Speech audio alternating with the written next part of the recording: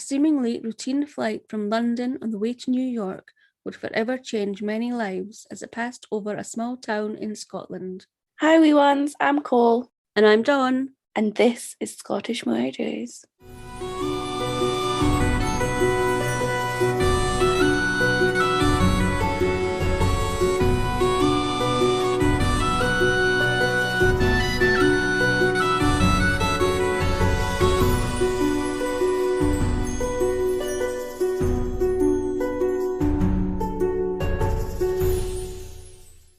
Just before we start our story today, we're going to play you a promotion of one of our podcast friends. We love their podcast, and we hope you will too.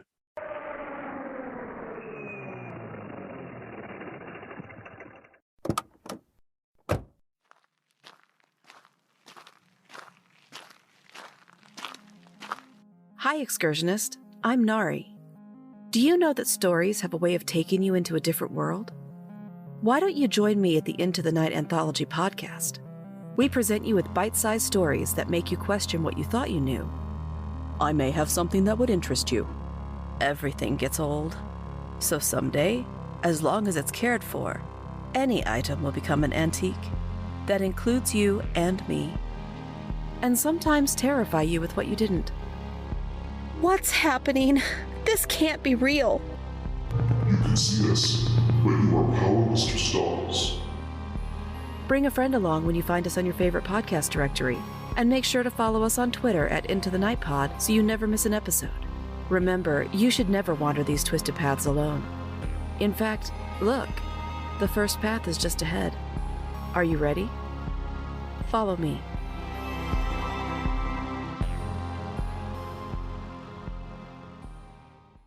Now for our story. On the 21st of December 1988, Jaswant Basuta checked in with his luggage onto his flight to New York from Heathrow Airport in London with plenty of time to spare, as he assumed it would be busy due to the Christmas rush. He had just attended a family wedding in Belfast and was heading home, where his wife would be waiting to pick him up from the airport. At the airport, he had already been joined by some relatives from nearby Southall to see him off, and they decided to take him to the upstairs bar for a drink. Jaswant wasn't a heavy drinker, especially as being Sikh, alcohol consumption is discouraged. However, an exception was when there was a cause for celebration, such as having his relatives around. So when Jaswant did drink, he liked a Carlsberg special brew, so he had one, then another, and another, not realising his departure time was rapidly approaching. But he eventually insisted that he must be off for his flight, only then noticing on the departure screens that the gate for his flight was closing. He quickly made it through security, passport control, and finally made it to the gate, where he found it empty of fellow passengers. He saw some ground crew and a duty manager who he pleaded with to let him on board. However, they refused. He then saw through the window that the aircraft he was supposed to be on had pushed back from the gate and was making its way towards the runway. He was too late. He wasn't the only one to miss the flight that night. The Four Tops were recording a performance to be broadcast at Christmas and the New Year. However, the tight schedule had not gone as planned and they were delayed. John Lydon, also known as Johnny Rotten, former frontman of the Sex Pistols, despite what you might assume was a stickler for being on time, and had got into an argument with his wife, who he said had packed too slowly and there was no chance to make the flight. Kim Cattrall was working on a film and was due to return home that night, but had changed her plans and was in Harrods instead purchasing a Wedgwood teapot, as she had neglected to buy a gift for her mother, so had decided to return on a later flight instead. Jaswant was feeling awful, not just from missing his flight, but from drinking in the bar earlier, so resigned himself to spending the night in the departure lounge. He spent a while trying to doze off until he saw a couple of police officers walking towards him, who then asked if he was the passenger who had missed the flight. He said that he was, and they escorted him to the Heathrow Airport police station. Heathrow Airport police had discovered that when Jaswant hadn't made it to the gate in time, the ground crew had been anxious not to delay the flight, and in doing so had admitted that his suitcase had been left on board the aircraft, in breach of security regulations. Jaswant then discovered that an hour after he had arrived at the gate, the aircraft he was supposed to be on, Pan Am Flight 103, had exploded over Lockerbie in Scotland, killing all 259 passengers and crew on board, plus 11 people on the ground. Not only had his suitcase been left unaccompanied on the flight, 3 years earlier it had been known that Sikh terrorists had been suspected of blowing up a 747, and since Jaswant was Sikh and had just come from Belfast, it would be fair to assume the police had found their suspect within just a couple of hours. However, when police questioned him further, it quickly became clear he was innocent. The police also contacted his wife, who was initially inconsolable, as she had assumed her husband had perished along with the other victims, but was understandably relieved when she discovered he was still alive. Jaswant, although relieved to have been saved, felt terrible for all the other people on his flight, and that he should have been another victim. He later said his experience made him humbler, more spiritual, and felt it was his duty to do something good with his life and help others. A few months after the crash, he was shown a photograph of his partially burnt and battered luggage, and was asked if he wanted it back, but he felt no need to have it, as he had his life and family, and that was enough for him. David Dornstein had been working in Israel on a project for alternatives in Jewish education, and was returning home early to surprise his family on the 21st of December 1988. He boarded the flight for the last part of his journey home, joining fellow passengers on Pan Am Flight 103. Also on board with the passengers was their luggage and unaccompanied luggage from feeder flights that had been transferred onto the aircraft, including within a baggage container in the forward cargo bay a light brown suitcase containing a Toshiba radio cassette player, and within this, unknown to all those on board, was 450 grams of Semtex plastic explosives connected to a timer. The flight, with 243 passengers and 16 crew on board, left the gates around 6 p.m. and took off from London's Heathrow Airport, heading to New York at 6:25 p.m. David, along with his fellow passengers and crew, were flying at 31,000 feet over Scotland when around 7 p.m. air traffic control tried to make a routine contact with Pan Am Flight 103. However, instead of receiving a response, moments later, air traffic control observed multiple radar echoes instead of one. The Semtex plastic explosive contained in the light brown suitcase had exploded. Due to the huge difference in pressure between the inside and the outside of the aircraft, a 50-centimeter hole had been punched in the fuselage. Within seconds of this explosion, the nose separated from the rest of the aircraft, striking off one of the engines and the tail assembly. The rest of the fuselage continued onward until it reached 19,000 feet and began to dive vertically, when the forward fuselage began to disintegrate, tearing off both horizontal stabilizers. The rear fuselage and remaining 3 engines also separated, and along with the wing box structure, crashed onto the small town of Lockerbie, creating a large crater, starting fires from the 90,000 kilograms or 200 pounds of fuel, killing 11 people on the ground. Wreckage from the nose section of the aircraft, including the flight deck, was found mostly in one piece, about 2.5 miles or 4 kilometres east of Lockerbie, on the side of which read part of the name of the aircraft: Clipper, Maid of the Seas. The Flanagan family of Tom Flanagan, his wife Kathleen and their 3 children, David, Stephen and Joanne, were from Lockerbie, Scotland, which is a small town about 75 miles or 120 kilometres south of Glasgow, in Dumfries and Galloway. David Flanagan no longer lived at the family home in Sherwood Crescent, Lockerbie, but had moved to Blackpool when he was 17 following an argument, but he was intending to spend Christmas with his family. With just a few days before Christmas, it's not hard to imagine the rest of the Flanagan family were in good spirits, despite David not being there, and maybe they also hoped that he would return for the festive period too. However, the night of the 21st of December 1988 would change everything for the Flanagan family. Stephen Flanagan, who was 14, had taken a bicycle he was working on for his 10-year-old sister Joanne as a Christmas present to be checked by his neighbour David Edwards in his garage. However, within minutes, the wet and windy night turned into something far louder and stranger when they witnessed a fireball engulf the Flanagan family home. which had been obliterated by the wreckage of the main wing box structure of an aircraft that had only minutes earlier been passing over the small town of Lockerbie on its way to New York, leaving a 10-metre or 30-foot crater. Tom, Kathleen and Joanne Flanagan, along with 8 other residents, many of whom would also have been getting ready for Christmas, were also killed as wreckage from the aircraft crashed down onto their homes, adding to the deaths of the 259 passengers and crew who had been on board Pan Am Flight 103. David Flanagan understandably took the loss of his parents and younger sister hard in the years after that fateful night in 1988, and he tragically died of a heart attack, having sadly drunk himself to death in a hotel in Thailand in 1993. Unfortunately, this would not be the last tragedy to hit the Flanagan family, when in 2000 Stephen Flanagan died after being struck by a train in the early hours of the morning. Sadly, it's not known whether he slipped and fell unconscious, or perhaps was racked by the nightmares of what he witnessed that terrible night in Lockerbie. On the 3rd of May 2000, almost 11 and a half years after Pan Am Flight 103 exploded over Lockerbie in Scotland, the trial began of Abdel Basit al-Megrahi and Lamin Khalifa Fhimah.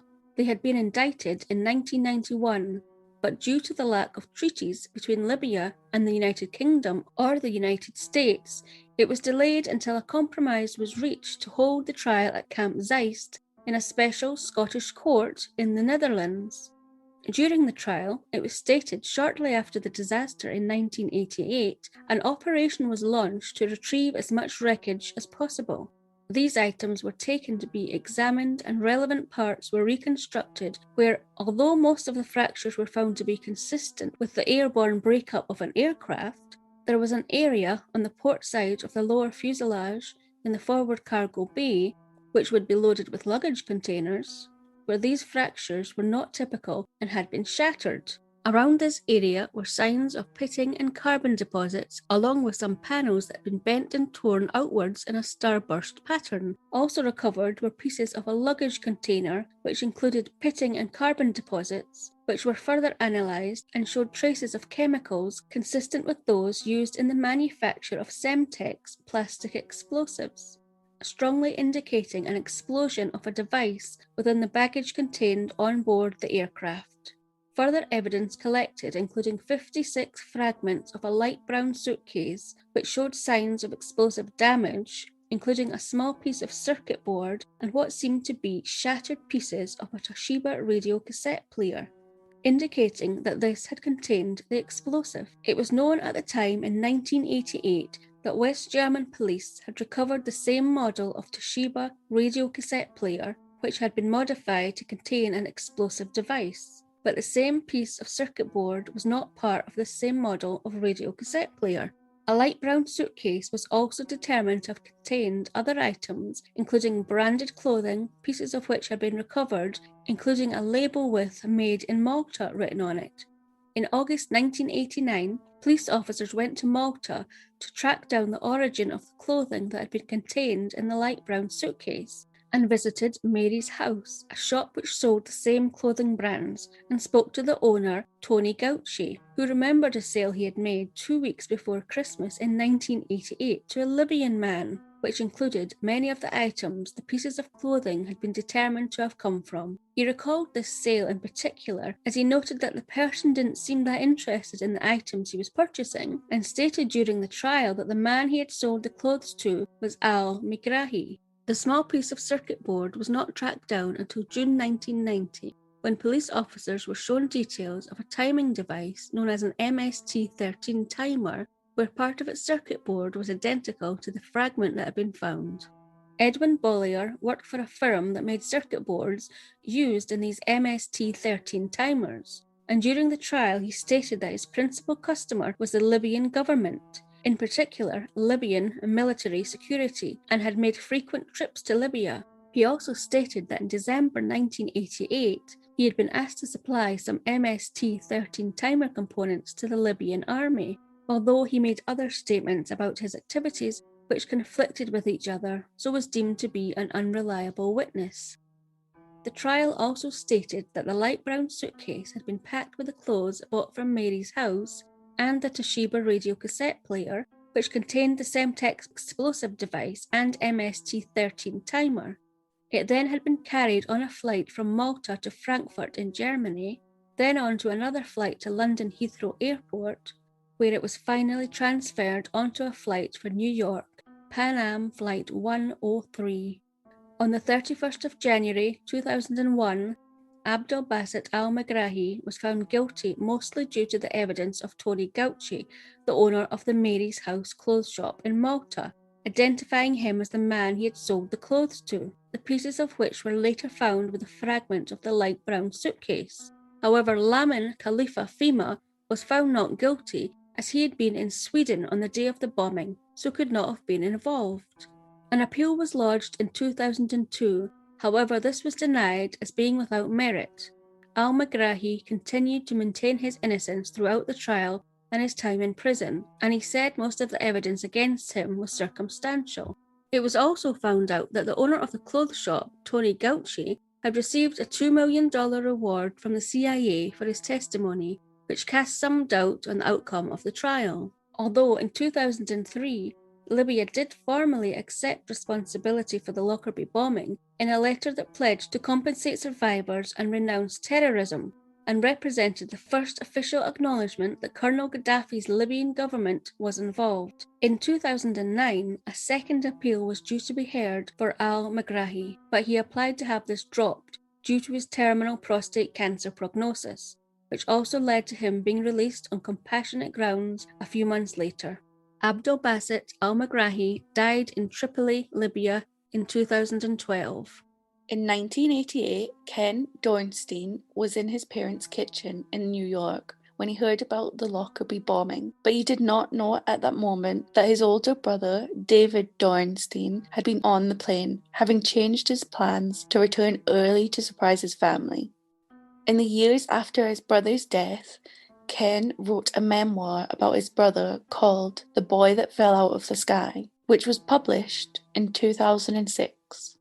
This would have been Ken's way of honouring his brother, that is, until 2009, when he heard about the only man convicted of the attack, Abdelbaset Al-Megrahi, had been released early on compassionate grounds due to a terminal cancer prognosis, and decided to find out more of what had happened to his brother and the other victims of the Lockerbie bombing. He examined documents from the trial and even travelled to Libya to interview many of those suspected but not charged. It was during an interview when the name Abu Aguila Massoud was mentioned, including in a declassified CIA cable, which is an early form of text messaging between countries, along with his passport number. However, it wasn't clear if this person existed or if it was a pseudonym.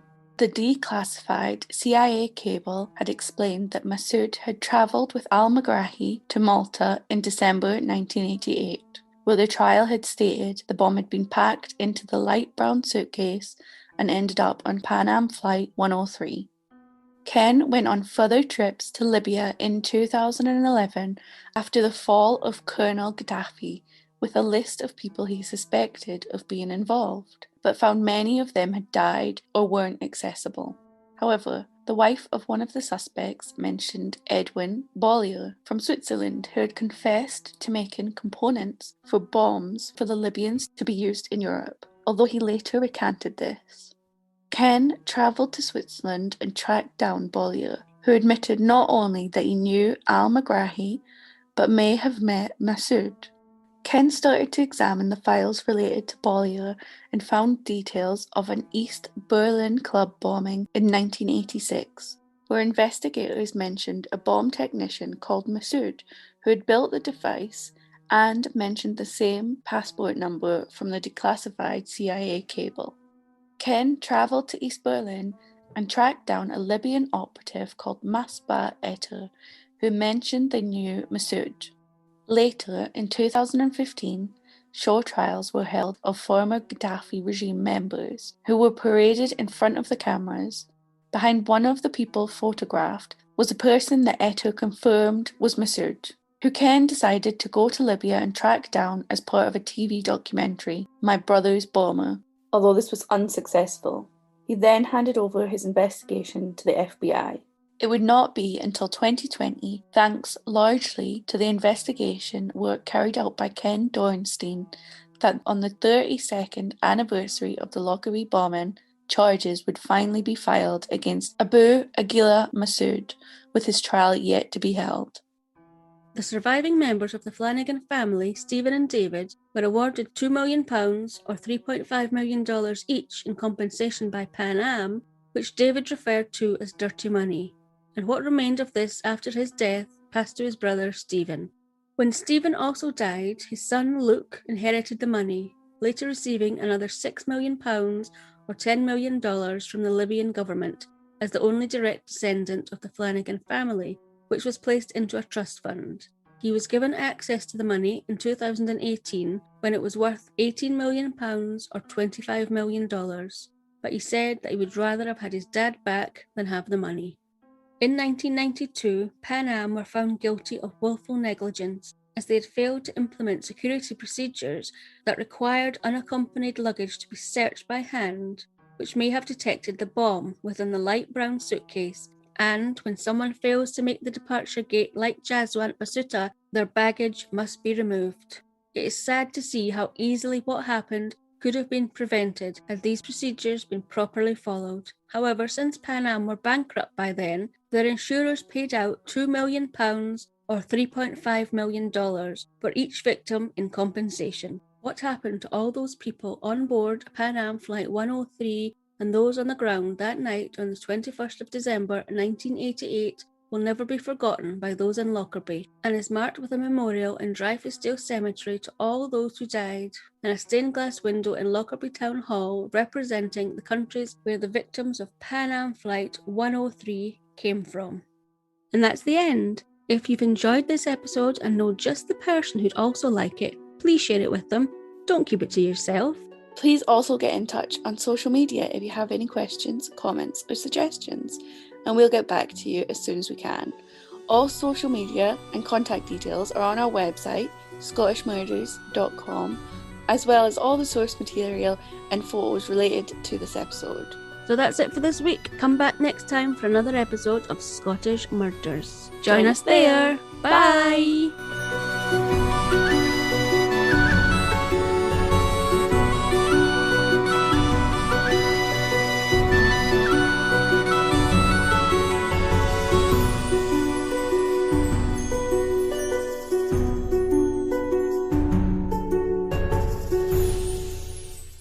Scottish Murders is a production of Cluarantonn.